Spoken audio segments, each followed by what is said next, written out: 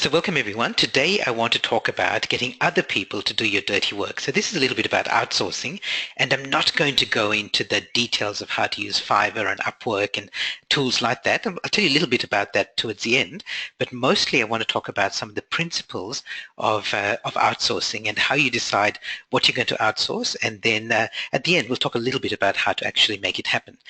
But broadly, the principle that I want to talk about is just the fact that you have got the opportunity to um, to gather your pool of talent, your team, from everywhere now. It's not just the people who are in your office or even in the same town. You've obviously got opportunities from everywhere, and that means literally all around the world. So how are you going to make that work? So how are you going to make that happen? So when you decide what sort of work you're doing in your business or in your team, then I reckon there's different kinds of work. And so let me talk about 5 different kinds of work and what you can do to take advantage of the outsourcing ability that's available. So the first kind is work that nobody needs to do. Then there is some of that work that's probably happening in your business, in your organization at the moment. Then there's a work that needs to be done, but you can't do it. So you don't have the skills, you don't have the competency to do it. And then after that, there is a work that you can do, but you don't need to do. And then above that is the work that, it needs to be done, and you need to do it, and only you can do it. Nobody else can do that. That's part of your key role. And then, so we'll come to the 5th one after that. So what do you do? So what do you do? So the work that nobody needs to do, you stop doing it. The work that you can't do, you outsource it. And most people are pretty good at this. So in the olden days, it wasn't called outsourcing. It was just delegation to a team member. But you do it because you can't, but you delegate it because you can't do it yourself. The tricky thing is this third one here, that the work that you don't need to do, but you are still doing. And I reckon the way to figure out what that work is to jump one higher and to look at the work that only you can do, because that's your key role. That's why you're in your job, or that's why you're running your business, because that's the work that you need to prioritize. And once you figure out what that is, then it's easier to come back and look at the work that you are doing, but you don't need to do, because then you can outsource that as well. And I reckon it's that third level, that the work that you don't need to do but you are doing, that gives you the biggest potential and the biggest opportunity for you to free up your time and your energy and your attention to be able to do the work that only you can do, and also after that to then do some other work that you can now do because you've freed up that time and energy and focus. And so the work that you can now do, you can expand that. So it's really those top 2 levels that we're aiming for as a result of outsourcing. So we're going to go through those 5. Actually, we're going to go through those bottom 4, and we're going to do them in the sequence that I've just described, which is a little bit, so it's not exactly the sequence that you can see here, but it's a sequence that I've just gone through. So we'll first talk about the work that nobody needs to do, then the work that you can't do, and then we'll jump up to the only you can do, and then jump down here. And this expanding bit, the work that you can now do, that happens naturally when you go through these other 4. Okay, so let's look at this first area.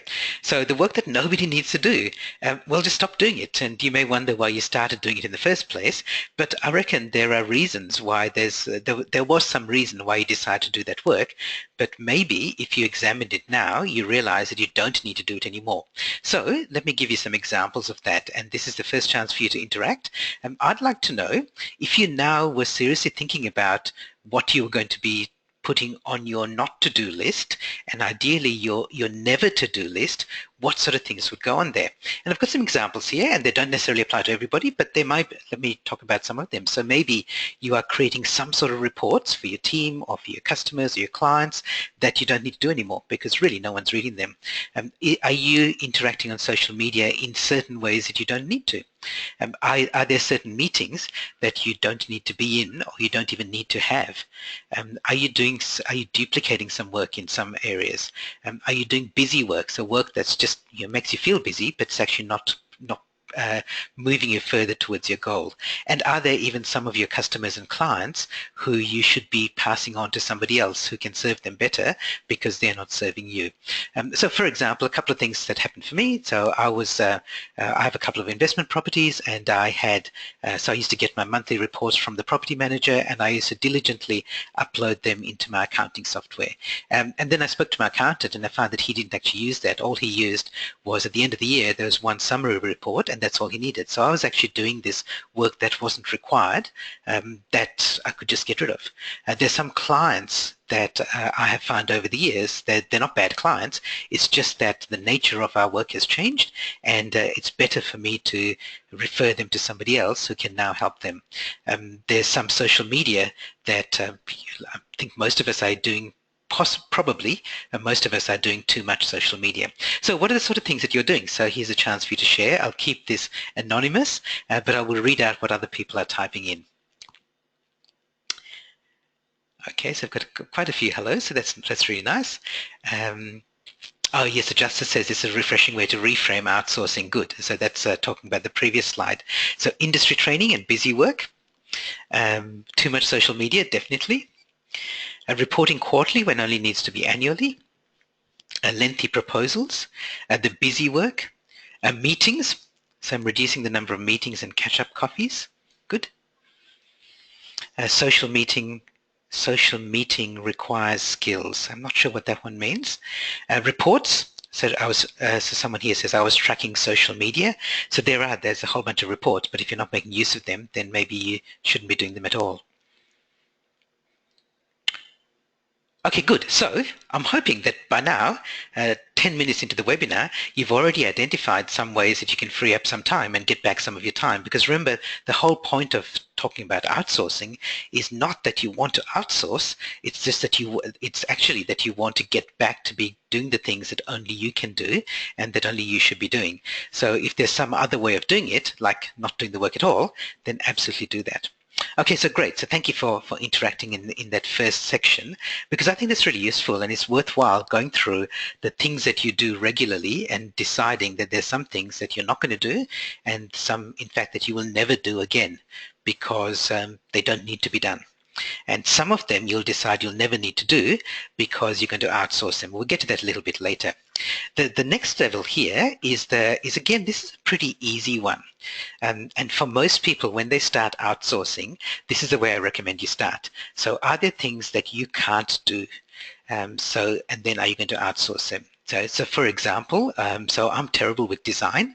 I'm not a designer anyway. I can recognize good design when I see it, but I'm not a designer. So of course, I outsource all the design work in my business, whether it's designing a book cover or designing the newsletter cover after I've written the content, designing my logo, designing CD covers, even designing this full-size banner of me. And in that case, I didn't know anything. All I provided was a picture and the logo, and they actually designed it and created it so I could go and pick it up, a physical product.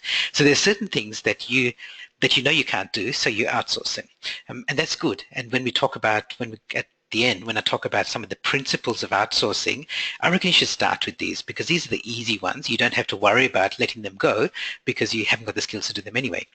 So I know there are some people here who are doing some of this outsourcing already. What sort of things are you outsourcing? And I'm just asking you to type in the question box. Are there things like banners, admin tasks? Is it so? What sort of things are you outsourcing? So websites, as someone Philippe says. Yeah, graphic design in general, good. Logo design, another one saying graphic design. Design, social media, ironing, good. SEO, book covers, website design, but need to outsource more. Yeah, right. So someone here says, I haven't started yet. I try to do it all myself. And so we'll get to that one. That's step 4 of this process I'm going to talk about. Drafting and website work, newsletter templates. Yeah, great. Great. That's me too. Okay, I think that was in response to the previous comment. Good. Okay, so we'll get to that thing about the stuff that you're trying to do by yourself, even though you know you could be outsourcing it. So there's a lot of stuff that you know that you can that you can't do, so naturally you outsource it. Great. So, and that's one of the best ways to get started, because once we get to the next once we jump ahead to the second part of outsourcing later, you'll see there's stuff that you know that you can do, but you shouldn't be doing it because it's getting away from the work that only you can do. So for example, so let's look at that first. Let's jump ahead to that one. So what's the work that only you can do in your business? And I don't mean can do as in only you've got the skills at the moment, but really what I'm saying is only you should do. So what are the things that are core competencies for you that you shouldn't be outsourcing? In fact, if possible, you should be spending all your time on that. And if you had all the time in the world, you would prioritize those things. So, for example, I have this year signed up to Thought Leaders Business School. So, I love the whole Thought Leaders program. I've been involved in most of their programs over the years, but they have now got a thing called the Thought Leaders Business School. So I've signed up for that. And one of the things that's drilled into us right from the start as students that is that our priorities, we've got three: to think, to sell, and to deliver. So we have to do all the thinking, create the intellectual property. We have to do the selling, so people buy from us because they actually buy the thought leader. They don't buy the service or the product that they're selling. And then we have to do the delivery. So in my case, it's speaking at conferences, keynote speaking. It's running strategic facilitation. It's running some workshops. It's doing some of the interactive work with clients, so some consulting work. So that's my job: to think, to sell, and to deliver. And the idea is, when you start off, you may be doing a lot more than that, but anything outside those three things is potentially something that you could choose to outsource. Doesn't mean that you will do it, because to start off with, you might be doing some of those things, but if it's anything that's outside think, sell, or deliver, then it's a possibility. There's an opportunity for you to outsource that. But these three things you should be doing yourself. So that's just one philosophy, and that's a Thought Leaders Business School philosophy that just keeps getting drummed into us. So start off with, it's okay to be doing it, but outsource anything that's not thinking, selling, or delivering. What about you? Because not everyone here is going to believe in the thought leaders philosophy, and not everyone is on the path to be a thought leader, but what are your priorities? And I reckon when you think about your priorities, which are the things that you should be doing, then think of them in three areas. Roles is one. So what is your role? So are you going to be the salesperson for your business, the main salesperson, because you're the person who people buy? Are you going to be a rainmaker in your business? So you're the one who brings in the leads and then passes them on to somebody else. Are you going to be the thinker? Are you going to be the person delivering? Are you going to be the person who's in charge of hiring and firing? So whatever your business is, what's your role going to be? The second thing is, what are your goals? So do you have specific goals that you're working towards? And I've always been a big advocate of 90-day goals. So set yourself a goal for the next 90 days. And if something's aligned with that goal, then do it. And otherwise, maybe if you either defer it, or that might be another candidate for outsourcing. And the last one is, what are the holes? What are the things that you're not doing that you should be doing, but you just don't do because you know that you physically haven't got the time to do it? So are there things that you're not doing at the moment, but you should be doing? And if you were able to create a bit more time for yourself, then you would be able to do them. Okay, so what are your roles, goals, and holes? So again, I'll ask you to share, and I will keep this one anonymous because not everyone will want everyone to know what they're saying, but I'll read them out. I'll read out, and you can say whether it's a role. So my main role is rainmaker, or one of my roles is hiring new talent, or one of my roles is documenting the system so that I can then outsource to somebody else. Okay, so I'm just going to stop and just see if anyone has any comments.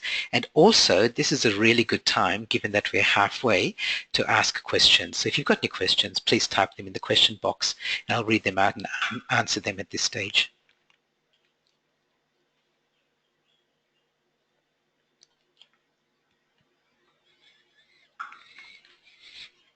Yeah, so someone says I should be documenting my processes better. And that's right. It's really useful if you can do that, because that'll help with the outsourcing, and we'll talk about that later as well. Okay, let me read out some of the other things that are coming in. Great. Okay, so roles, speaker, consulting, CEO, and everything else. Good, good. Okay, so that's okay at the moment. But Are they the roles that you should be having, and are they your priority roles? And are some of those roles some things that could be outsourced, or do you absolutely have to do it? So, for example, for me, as a keynote speaker, I have to deliver that. Because I can't train somebody else to deliver my keynotes because people are booking me for that.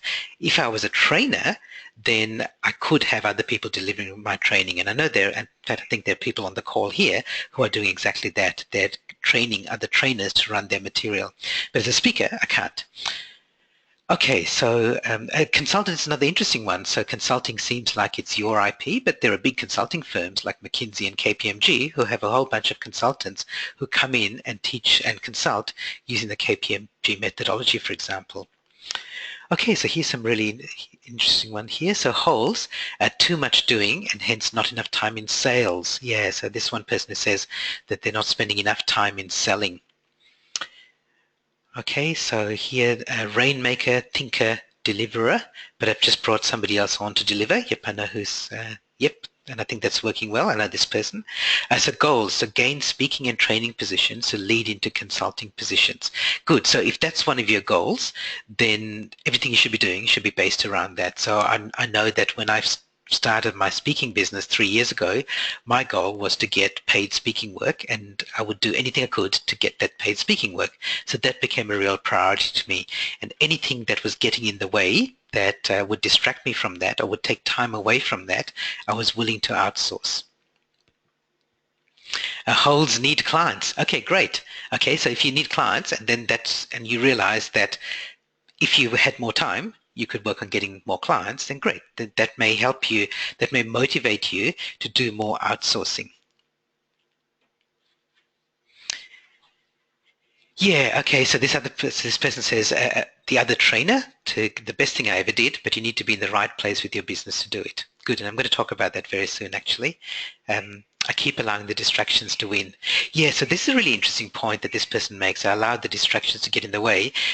If you have really big goals and clear goals, then it's easier to say no to the other things because you have got a bigger yes. So we'll get to that soon. Okay, so let's move on to that next area, which is this outsourcing. And you can see here there are two elements where I've said outsource, and that's not a mistake. There are actually two things. So as I said earlier, the easier things to outsource are the things that you can't do because you know somebody else is going to do it. The harder things to outsource are the things that you don't need to do, but you can do. And it's really tempting to keep doing them unless you discipline yourself to outsource that. So what are some of the things that you could let go? So I've listed a few here, and these are things that you could probably do yourself, and sometimes you might be doing yourself, and you could choose to outsource them. And the way to think about this is to say, if I didn't know how to do it, or if it became illegal for me to do it, or I physically couldn't do it anymore, what would be the consequences? And then figure out how to fill that hole. So, if you couldn't chase up invoices anymore, then what happens? Well, maybe you're not going to get paid, or you'll have cash flow problems. So then what could you do? Well, then you'd hire somebody and you'd train somebody to do it, or you'd hire somebody who's experienced to do it, or you'd work with a debt collector to do it. So you'd find some way to do it, and then figure out, well, maybe you don't want to go to the extreme of a debt collector, but you may choose to start thinking about getting a bookkeeper on board. So it's better to start that way, start with the extreme. If I couldn't book travel online anymore, or book my own travel, what would I do? Would it mean that I'd never travel, or would it mean that you'd find somebody else to do it? So what are the sort of things that you could let go? So I'm not going to ask you to share in the question box here, but I'm going to stop to give you a little bit of time to write down some of the things that you could let go. And there's certain things like, for example, for me, publishing blog posts is something that I absolutely could let go. It only takes a few minutes. I have to write the blog posts, and it only takes a few minutes to actually publish it. But why should I be doing that? If I've written it, I should be sending it to somebody else to then upload into my blog, to publish into my blog. So if publishing blog posts was illegal for me to do it, how could I get it done? Okay, so I'd like you to write down your own list, not in the question box, but I want you to get value from this for yourself. What are the things that you could let go? if it was illegal for you to do, that you could outsource to somebody else. Okay, I'm just going to stop for a little bit just to give you time to write, but feel free to ask me questions if you want to in the question box, and then we're almost ready to wrap up now.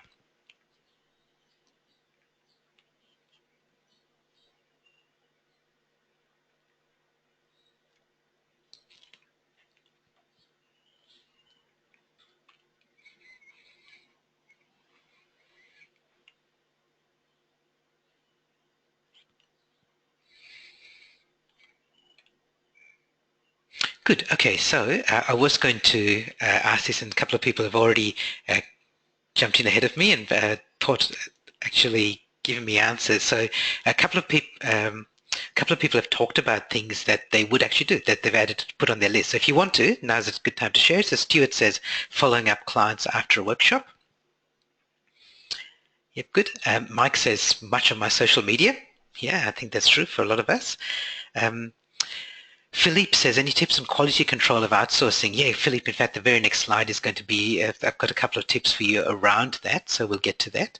Any other questions or comments? Anne says there's a big chunk around the blog posting to let go because we spin it to newsletter, make a slideshare, post to LinkedIn, etc. And in fact, Anne, I think you're really good at that. And I'm not sure whether you're doing most of it yourself at the moment. So you've already got that leveraging mindset, and you're absolutely right that the spinning it into other products is something that you can easily do, and you've got the mindset around that, and you can actually outsource as well. Yeah, Anne says you are doing it yourself. Okay. And the last one, so Roz says blog posts as well.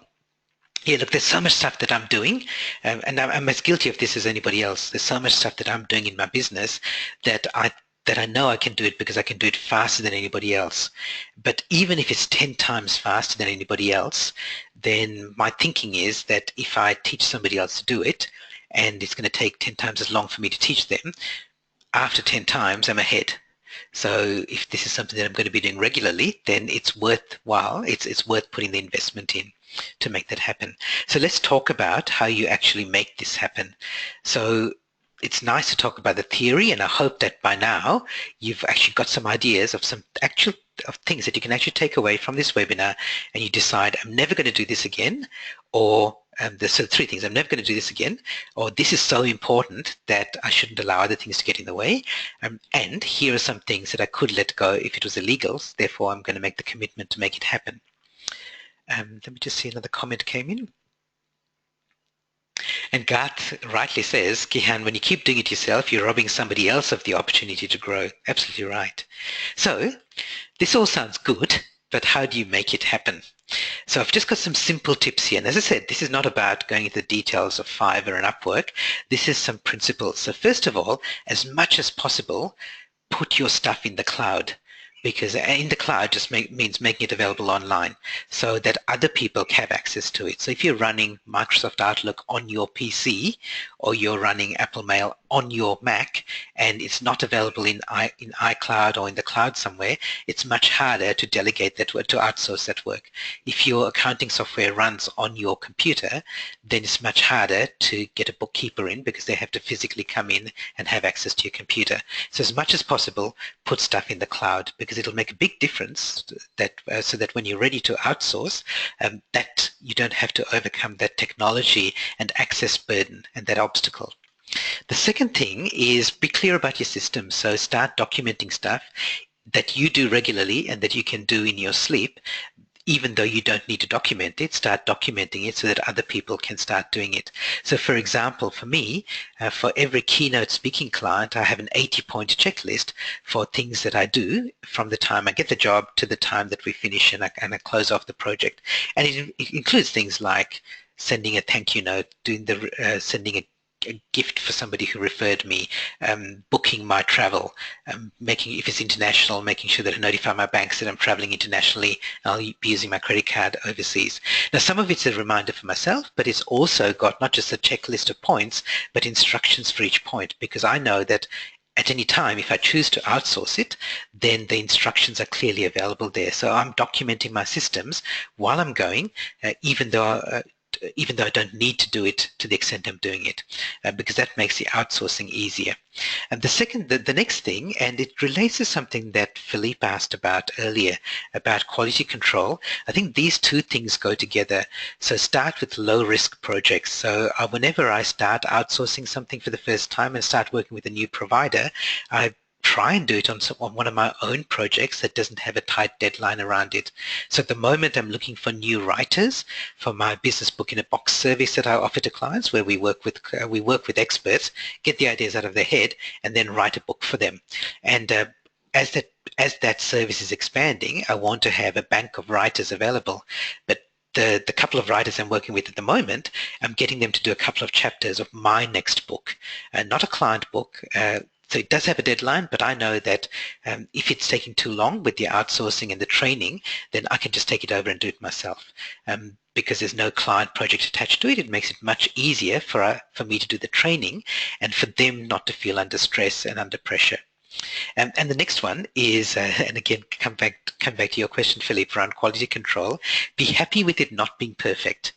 For two reasons. So one is that you know that you can do it 10 times faster and do it maybe better than anyone else could, but it doesn't have to be perfect. It doesn't mean it should be sloppy, but it doesn't have to be at your level of perfection. The other reason is that you might find that if you give people a little bit more rope, they're not going to hang themselves. They might actually surprise you and do it better than you can. And I'm constantly surprised at how often this happens, that I think no one can do better than I can. I outsource it to somebody else, and I find they actually do a better job than I do. So be willing to do that. And the last one is something that I mentioned earlier in response to somebody else's comment.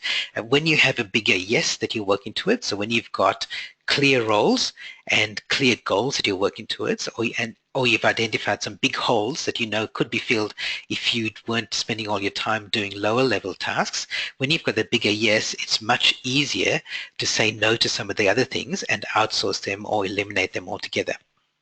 Okay, so in summary, as we wrap up, so those are the 5 areas, and as I said, there are 2 areas of outsourcing: the easy ones, which you know you can't do, so you might as well outsource them because otherwise they just don't get done.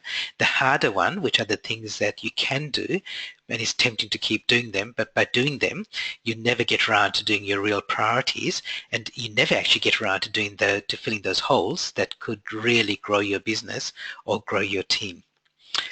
Okay, so just to finish up with, what will you do differently as a result of today's webinar? Just give you one last chance to type in things that you will do to make a commitment.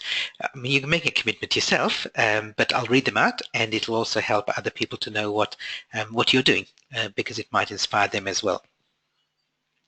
So Kimberly says thank you for an insightful presentation.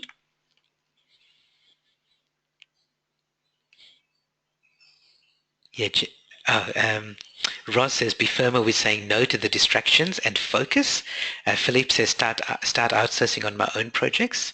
Anne says, I'm going to make a plan to outsource my blog spin and sales letters. So for me as well, Anne, and, as inspiration from the audience today, I think my thing is as well, everything that I do to spin my intellectual property, I should be outsourcing more of that.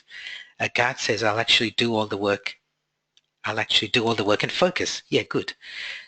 John says staff can participate in this. Felicity says we'll try outsourcing some low-risk content for rewriting using Upwork, Felicity. Yeah, but great. Stuart says start documenting processes. Brilliant. Really like that. Kimberly, I'll be defining my roles, goals, and holes to shore up my priorities. And see quite a few thanks coming in as well. Yeah, great. So thank you, everyone. So if you're a member of my eGuru site, then please you can log in and have a look at, please look at the outsourcing section, because today we've talked about principles, but in there are some really practical things like how to use Fiverr, how to use Upwork. I've got in there all the providers that I've used and that I continue to use. So if you like, they're kind of like a fast track to pre-vetted providers that I've used for business card design, logo design, book covers, audio transcription and so on. So if you want the fast track to that, that's available to you as an eGurus member. If you're not an eGurus member, then egurus.info. It's $50 a month, $55 a month including GST. And I know there are eGurus members here who have been members for a long time and they get a lot of value from it. I reckon if you just get only the outsourcing value, that alone is worth $55 a month because I keep updating the resources there as well. So thanks everyone for coming along to this webinar. The next webinar I'm running is in my other webinar series. So I run two webinar series. So this one here, the Internet Business Revolution, but the other one is called Future Proof. And if you're not already subscribed to that, then go to seeingintothefuture.com and register for that webinar series. Again, it's also free. It runs more regularly. And next month, I'm going to be talking about how to sell. So we learn a lot about marketing, and I don't think there's as much focus on selling. So next month's webinar is, in fact, the next two webinars in that series are going to be about selling as an authority. And I know many of the people on this webinar are authorities, they're experts. So I'm going to show you in the next couple of months how to use your authority to be a better salesperson. So that's coming up the 9th of May. If you're watching the recording of this, then again, you can go to seeingintothefuture.com and register. And if you register after the 9th of May, register anyway because you'll get all the, it's a webinar series, so you'll get all the future webinars as well. Thanks everyone for coming along. If you've got any feedback, any comments or questions, please email me, gihan@gihanperera.com. If you're an eGurus member, remember you'll be able to get access to the recording of this webinar in the eGurus vault. Thanks everyone and have a great day. Bye for now.